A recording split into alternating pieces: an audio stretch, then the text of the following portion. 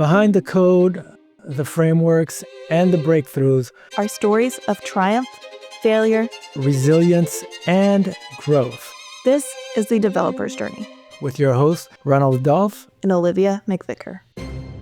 If you're given a microphone, it's your job to also point it at other people. Scott Hanselman is a programmer, teacher, and speaker, and works for Microsoft as the VP of Developer Community. I have a deep and profound enthusiasm for technology. What do you think about ageism in the tech field? As an older developer, I have depth in areas that a 25-year-old doesn't. And I think that the right thing to do would be to pair me up with a young person, dull, dangerous, and dirty. Where I would be offended would be if AI did something that was fun. All right. Hey, everyone. Welcome to The Developer's Journey. Today, we have Scott Hanselman on. Scott, thank you so much for being here. My pleasure. Thanks for having me. To kick us off, can you give us just a really quick what your current role is and just kind of a TLDR of how you got here so we can give viewers some context on your journey? My title is Vice President of Developer Community. I've been a developer for 33 years. And I live and work here remotely in Portland, Oregon. And before this, I worked at companies like Intel and Nike. And I also taught at Portland Community College and the Oregon Institute of Technology as an adjunct professor. That's awesome. I love hearing, you kind of come from that education background. And I think that shows a lot in a lot of the content you create and being able to really get on people's level and have that empathy for what people are learning and what they want to see. So with that, obviously, you're Scott Hanselman. That comes with kind of a brand, which maybe is a weird thing for you. But I wanted to kind of get your perspective on, do you think building a brand is really important for software engineers? And what tips do you have for people to get started with that? No, I don't. I think people overthink the brand thing. I did not plan a brand. I think if you think about branding too much, you're probably not thinking about building stuff and shipping stuff enough. If I built a brand, it was indirect and happened on accident, hopefully while building and shipping stuff over the last 3 decades. So a brand happens automatically if you are nice on the internet at scale for a long period of time. Yes, being aware of how you are perceived has value. Like if you're a butt regularly for years, then I'm not going to want to hang out with you. And when someone says, "Hey, you want to come work at my company?" I'm like, "Nah, that guy's a butt." But like consciously going, "What is my personal brand?" And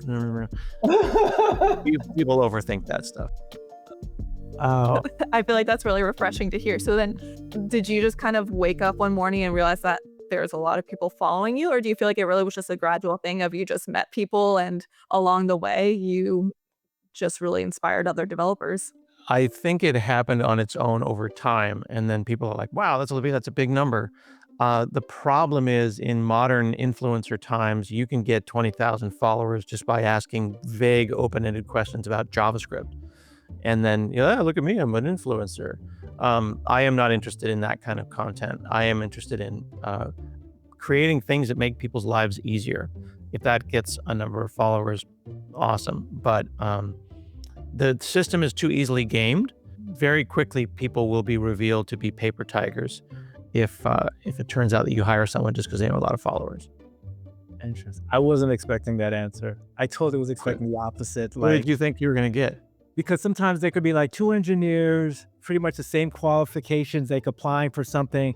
But if there's one that like has a brand because they're like really passionate about it, and they're out there constantly putting out like material and educating others on coding, then that would like separate them from like the other person that's just doing the job. So I have a theory though, maybe you've never seen it, on the dark matter developer. Have you ever heard that term? No. So dark matter is the space between the stars. Like we don't know how much space there is, and we can't really measure it. You can't really see it. So the thing is, for every one Olivia or Reynold, are there 1,000 dark matter developers? 10,000? These are people who are out there shipping software. Maybe they're on social media, but they're not actually posting. They're following. They are the space between the visible stars. We don't know how big that is. It's like another analogy would be the tip of the iceberg versus the base of the iceberg. But the base of the iceberg is needed. to hold the tip of the iceberg up. So there's somebody right now at the IT department of Little Debbie snack cakes or in the back room making the website for Home Depot who's killing it. Yeah. You just don't have time to do a YouTube about it Yeah. because they're working. Now, I might become aware of the educational content creator. That's great because of their educational content. But I look to that educational content creator to point to the base of the pyramid and go, did you know that there's really amazing people over at the university or whatever, quietly grinding and doing work? So I try to use the platform that I have been given or luckily built up to shine a light on the people who don't have the time, energy, effort, emotional spoons to go and create that kind of content. So I think that if you're given a microphone, it's your job to also point it at other people. That's why on like my podcast, on the Hanselman podcast website, my picture doesn't appear. Got it. Okay. No, I appreciate that perspective. You know why? That's actually because you care about the little people. That's the reason you have that perspective. Well, yeah, I appreciate that, but there are no little people, right? The No, visible no. versus When I not say little visible. people, I just mean the people that are not like visible online. So little's not Yeah, like the right word. The people that yeah, are I not care about visible. us. Yeah. And then that's like a really good thing that kind of like went over my head because I have heard about like the perspective of what I had like just mentioned, the people that are like out there. It just shows that like even off their hours that they're passionate about it, which is something that has come up on interviews. It's like they try to gauge how much are you coding when you're off hours also, which I personally never liked because it's like I like to have another life. I used to do stand up. Yeah, it's okay to have it's okay to get into tech for the money. It's okay to get into tech to build generational wealth. It's okay to not care about tech at 501 where it's like, hey man, it's 501. Can I punch out? That's Yeah. okay. Yeah, That said, it's also okay to be into tech. Like I built this on Sunday. Right? Why? Because it's fucking awesome. Got Raspberry Pi in there. Like I'm awesome. learning. But my dad doesn't care. So he's building, things out of wood, and my 17-year-old's playing football. That's cool too. So I don't also think about bringing someone onto the team because they are if they're extra passionate about their church or about their kids' football team, that's also awesome. Yeah. Bonus points if they write a website for their church and their kids, football team, but that's cool too. Yeah. I think it's really interesting you bring that up. A lot of times I think people, to your point, like you see these people are very visible, whether you're joining a new team, a new company, whether you're just in the world of tech online. And there's almost like a keeping up with the Joneses sort of mentality where you see, okay, this is someone who has created all this content, who seems to be working all these hours, hopefully because they love it, not because they feel like they have to. And they might join and be like, well, I'm just here. This is my job. Like, I just work here. What advice do you have for people to kind of get over that mentality of feeling like maybe they're not enough because they have more of that mentality of this is my job, this is what I do, and it's Yeah. not necessarily what I want to do outside of my working hours? I think while I said that it's okay to just like do your job, it's also important, I think, to try to be excited about whatever you're doing, regardless. So if you're at work, be at work. Work on the thing. Like my wife is a nurse. She is a very good nurse. But when she's away from work, she switches her brain and she's like, okay, I'm not a nurse anymore. So it's challenging to context switch for anyone. She doesn't do like extracurricular nursing stuff. But when she is nursing, even on the bad days, she's like, okay, I'm here, I'm awake, I'm present, I'm doing this thing that is my job. So I think work hard, play hard is my perspective.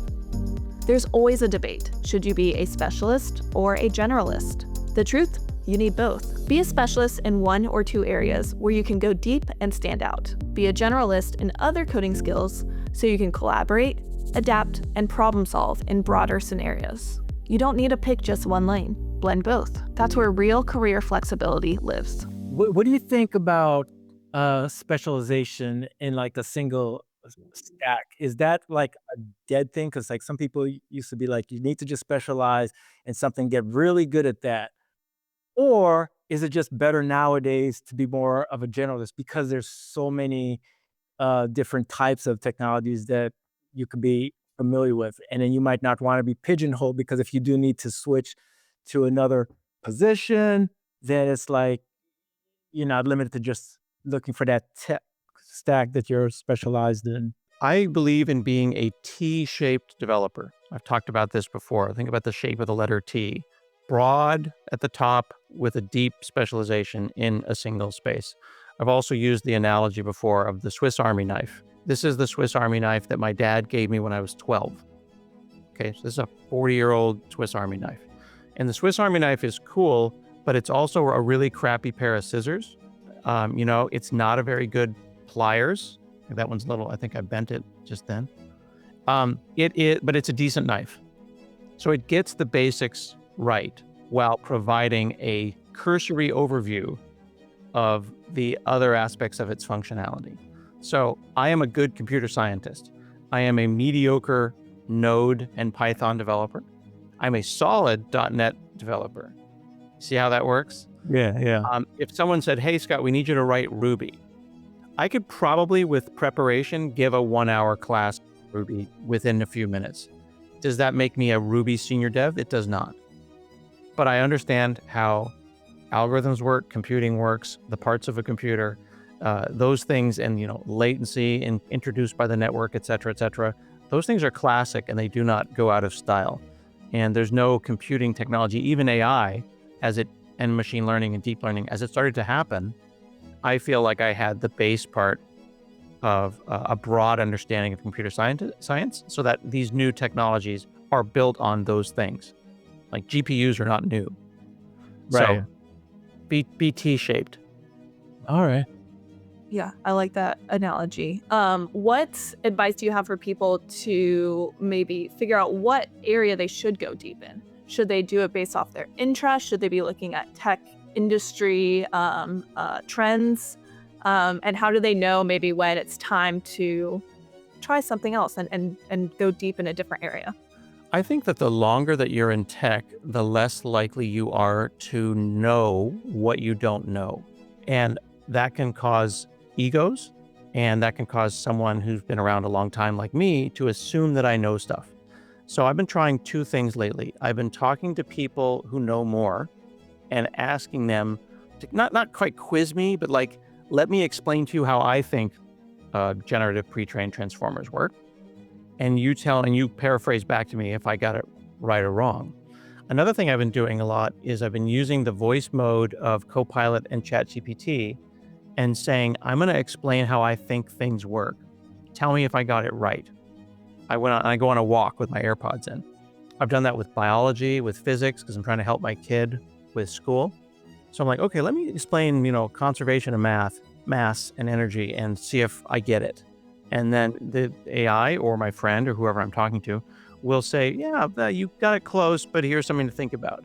So you might be living your whole life thinking you understand async and await. Test that, confirm that, call a friend, check online. Don't make assumptions that you actually understand how things work, and teach it, right? Reynolds knows this. You teach a class, that's how you know something, right? Nobody knows more than the person who studied and then gave a talk on it.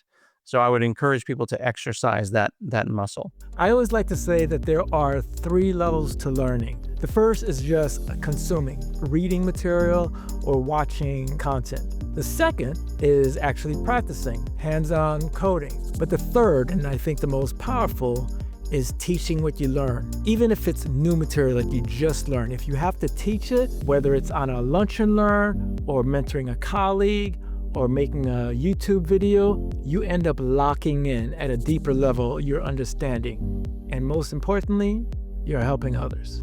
So if you haven't done that often, go ahead and give it a shot. You mentioned how you converse with AI to kind of help you become more of an expert. I think that there's a little bit of a sense of fear right now, sometimes among software engineers about AI and what does this mean for my job. What tips do you have for leveraging AI to really help developers and to help them stay relevant in the current trend? Yeah. The example that I gave at Build and the one I've been using a lot lately is that robots should and will do things that are dull, dangerous, or dirty. That's the kind of stuff we're going to see AI do. I had a conversation recently on my podcast with Jasmine Lawrence Campbell, who is an AI expert and a roboticist. And she's like, yeah, those are the kind of like the three laws of robotics that no one talks about: dull, dangerous, and dirty. And I really like that perspective, because if you think about it in the context of like a copilot or an agent, if it's doing boring toil, that's cool. Like centering a div, I've been Googling for center a div for years. That's a thing I would happily assign to an agent. So knowing that you have that tool available to you.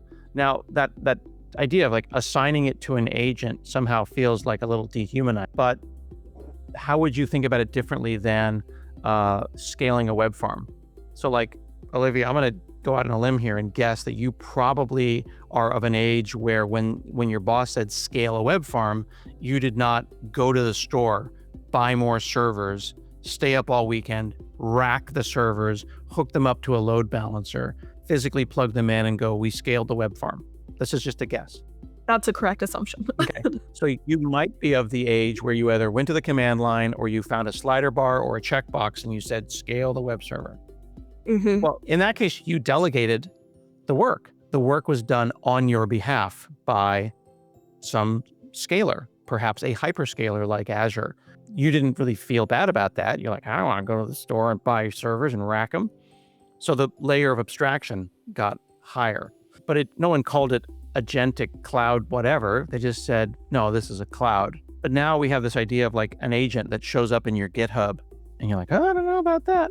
But if that agent says centering a div on behalf of Olivia, and Olivia still looks at the Git, is responsible for the commit, is aware of the logs, ultimately is the one that commits it and sends that information in, then that's cool. So how are the two things different?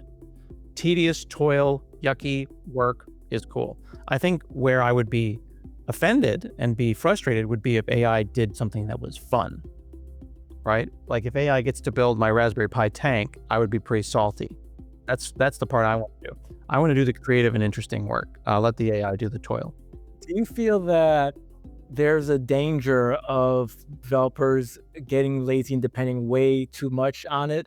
And like, how would you suggest want to try to balance out the amount of code that you still try to practice and do on your own just to have the skill set versus the temptation of trying to let an agent do everything and just focus on vibe coding?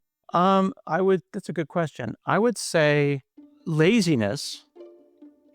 I'm going to just be really specific here. Laziness is a lack of willingness or a lack of intention to do effort to accomplish a task. And laziness comes from a place of apathy and indifference. Complacency is, I think, a better word, which is a feeling of contentment, which can lead to a lack of motivation, right? So laziness is one thing, but a complacent person might not push themselves beyond their comfort zone. Laziness is not wanting to do the work. Okay.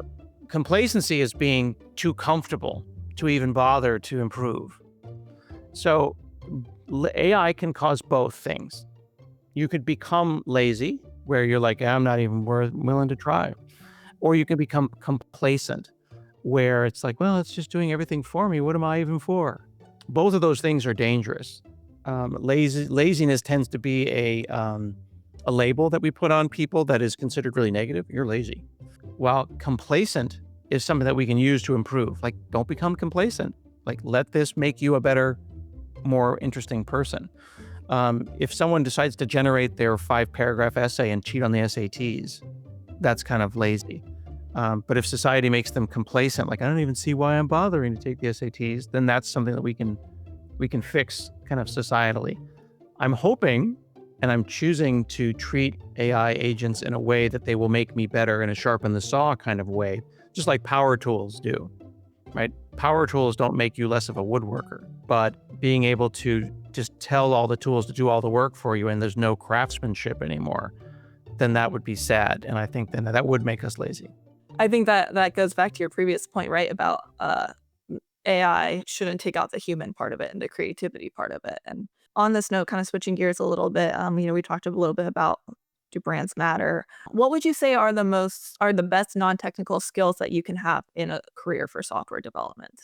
Ooh, that's a good question. I think that people don't acknowledge being a collaborative coworker as being a valid skill. Don't be a dick is a really positive thing. Like, I don't want to hang out with people that are downers. Every time I call someone, it's just like, oh man, here's 40 reasons why we can't do that. Some of the best times that I've had at my companies and at this company are like calling someone like, hey, I got an idea. You want to try this? Oh, that's crazy. Oh, we could also do that. Yeah. Oh my goodness, let's go. That level, that's like, I want to work with that person. Yeah, They might not be the smartest person. Maybe the idea is stupid, but I'm not going to say that idea is stupid. I'm going to be like, oh, here's how we can build an idea to do something that'd be cool. You know what I'm saying? they're just fun, more fun. It's just like, yeah, I call it yes and. If you've done improv, right? Yes and. Nobody, if you're on stage and you're in the middle of an improv and someone's like, no, It's like, well, that's dead. you kill the vibe for the whole crowd. Yeah, so just being pleasant has a lot of value. Also, like I tell my kids, like clean the toilet. Like the person that's going to end up owning the McDonald's and then owning a franchise is the one that's like, yeah, the toilet's got to get cleaned. Not everything is glamorous on stage at a conference. Not everybody's on StreamYard filming a video. For every time that we get to have a chat like this and put it on YouTube, people don't see the other 40, 50 hours of grind. So I'm gonna switch the topic a little bit. What do you think about? Have you heard? And do you feel like it's a serious issue in terms of like ageism in art in the tech field? I feel like ageism tends to be like a bigger deal in some other areas, but in tech, is it that like we focus more on like your skills and ageism is not that big of a deal in tech? Or do you think, oh no, it's a big deal and maybe, bro, you haven't experienced it yet, but it is a thing and that can happen. I think all the isms are a thing. When someone is later in their career, someone like myself, someone might say, well, I don't want to invest in Hanselman. He's only going to be here for another 10 years doing work, and then he's going to want to retire. That's an ism. It's not a legalism, but it is one. Someone might say, oh, well, this person's going to get pregnant and they're going to have kids and they're not going to want to come to work, or this person is this, identity. People like to pretend that those isms don't exist, but I think that they do. That doesn't mean I'm going to, dye my beard. But it does mean that I'm going to be conscious about how I'm presented so that people realize that regardless of my age, I'm going to show up with enthusiasm and excitement about my job, and I will do the work competently. So I choose to call out, while maybe people don't need the 90s on my resume, like that page of my resume is not required. All the stuff I was talking to Olivia about earlier about scaling web farms, maybe not the most pertinent, information. It's nice to, hey, I'm glad you did that, but we don't have that anymore. Now we have a checkbox. So I'll remove that page of the resume. But understanding, again, getting back to T-shaped developers, that as an older developer, I have depth in areas that a 25-year-old doesn't. And I think that the right thing to do would be to pair me up with a young person. They're going to have fresh ideas on fresh technology. I'm going to have time-trusted ideas based on, technology that's been around a while. And together, a diverse team is going to make a really cool product. Just like I wouldn't hire only 25-year-olds from Stanford or only old guys that went to Portland Community College, like myself. I want a team of people with perspectives that's from all over. Do you think that's something to bring up? Like if I'm interviewing and I'm concerned that they might have that prejudice in terms of like ageism, is that something, an elephant in the room, I should like bring up and say, I know I'm very seasoned. This is what I can bring, and this is how I work with people that are much younger than me, and just package it in a way so the elephant's out of the room. What do you think? I don't know, man. You've been 29 as long as I've known you, so I don't know why you would age yourself beyond the fresh and crisp 29 that I've always known you to be. It depends on whether or not you had to feel the room, right? I probably wouldn't bring it up unless I was getting a vibe and they were asking leading questions like, well, are you willing to put in 10 years here? And like, if they're questioning your longevity. I don't think it's necessary to do that, but I think every room is different. You got to read the room. Right. Okay. That's a good question. I appreciate your youthful energy as my peer. All right, switching gears a bit. One of the top tech talks right now is about the concept of return to office. What are your thoughts on return to office, and how can people make the most of being remote, especially maybe if you're more junior in your career and you might not quite know how to be the most efficient at remote work and how to make those connections with people? I think we are trying to pretend that there's a massive pendulum that's swinging back and forth. And it was everybody downtown in the office. No, everybody back at home, and everybody back in the office again. I think that's a false dichotomy. I think that today, when I get off the phone with y'all, my legs hurt and I'm kind of feeling got a little Jimmy legs. Maybe I feel like I'm going to go and get a sandwich and I'm going to sit in a cafe because I want to be around humans. And then maybe tomorrow I will go to the office because there's an office 20 minutes away. Having the flexibility to do that is more interesting than always remote or always in the office. So, in the office 2-3 days a week has a lot of value. Now, from a young person's perspective, particularly one who's earlier in career, who grew up in quotes during COVID, there is a perception that you can't be wholly and complete working entirely remotely. I think being remote is a boon for people with mobility challenges or for people who might not be able to be at home, may not be able to be at work full time. That's great. So from an accessibility pure perspective, I think it's great. But if you are able-bodied, being able to go to the office and just be in the room with the electrical energy of other people cannot be overstated. There's just something to be said for whiteboarding with coworkers. And I know that might sound like old man shakes fist at cloud, but I'm telling you, humans are meant to hang out. They are. So why don't we try to come up with a solution that is not so swinging back and forth wildly between everybody in the work and everybody at home? I'm going to the office next week. I'm going to drive up to Seattle. I'm trying to do that once a month, just to see my coworkers and feel the electrical energy of them in the room with me. I like being around people also. There's just something like really nice about it. But that's why I enjoy being in the office. It's not so much that I feel that I get more technical value and do like my work better because I'm near them. And so sometimes I feel bad when there's some people that have to drive really far to go to work, and they're being forced to work in the office when really they could be just as efficient, if not more, at home because they cut the commuting time.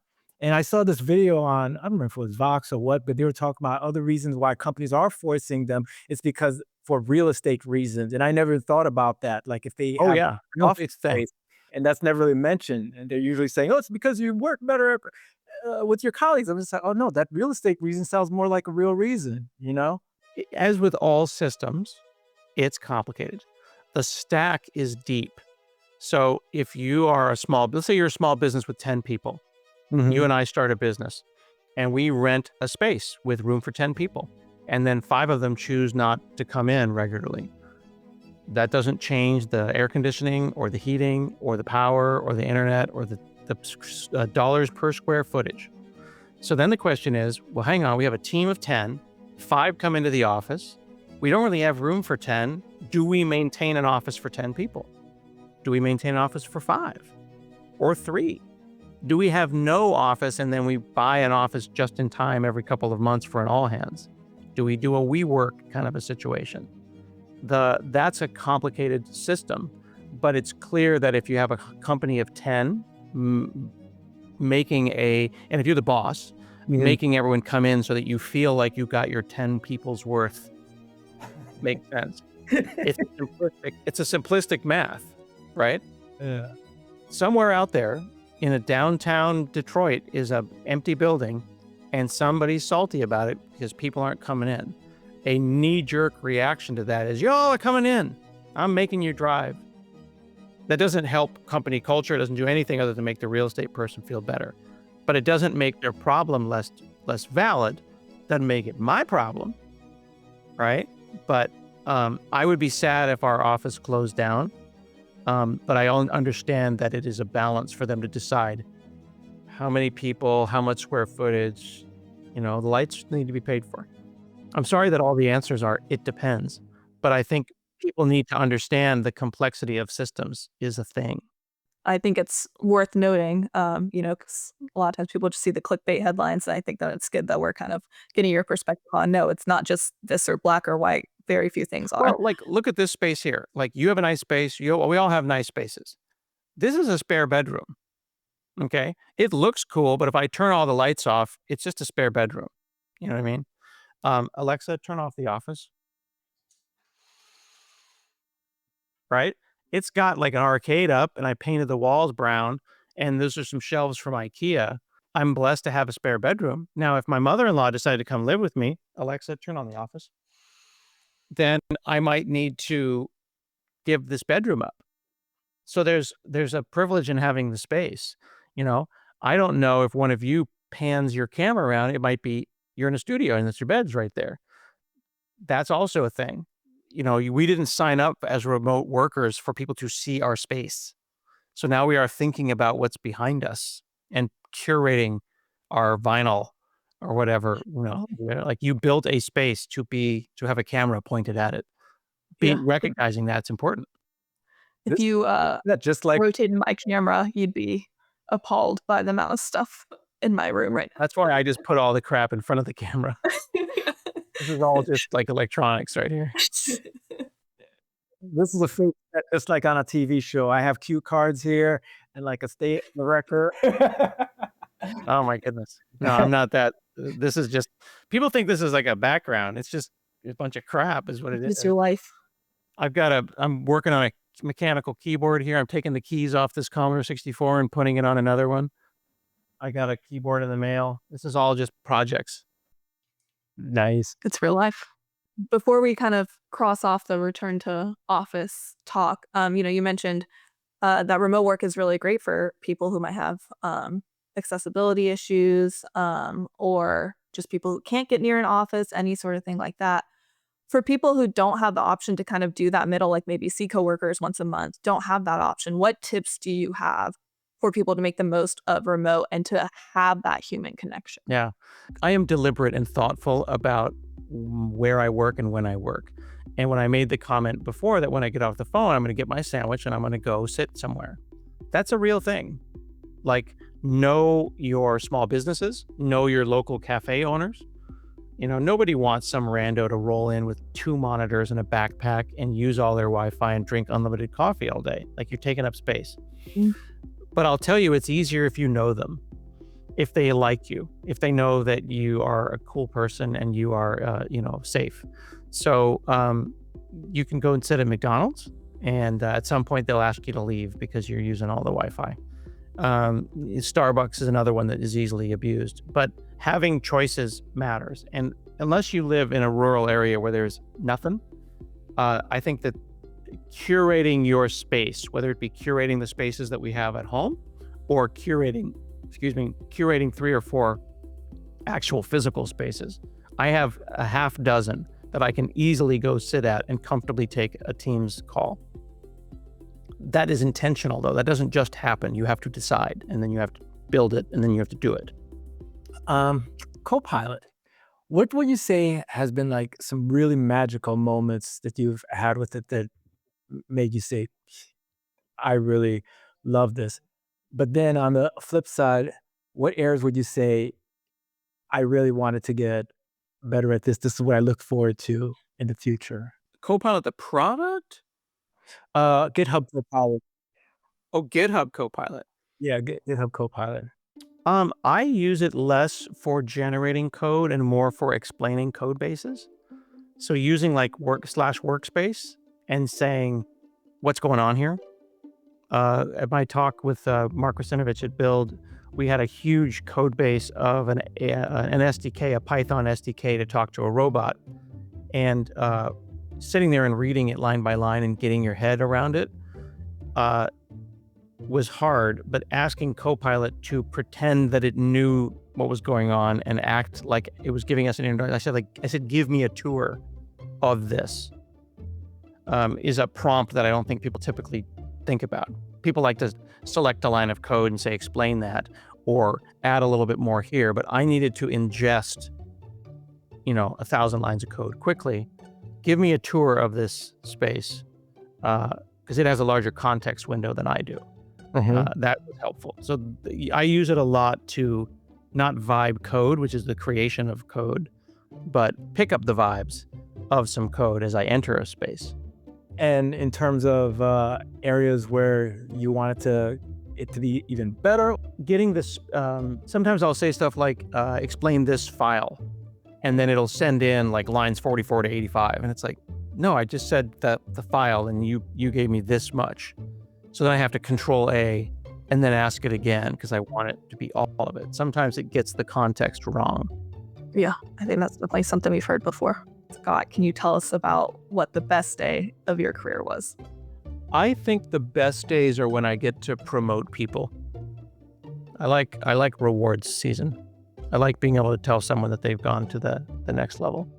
well, that's a great one to wrap this up on. Scott, thanks so much for joining. I know how busy your schedule is, so I always appreciate it when you make time. So busy. I'm getting a sandwich and gonna go sit in the park right now. I appreciate it. Thank you for having me. Okay, folks, so that's it for this episode.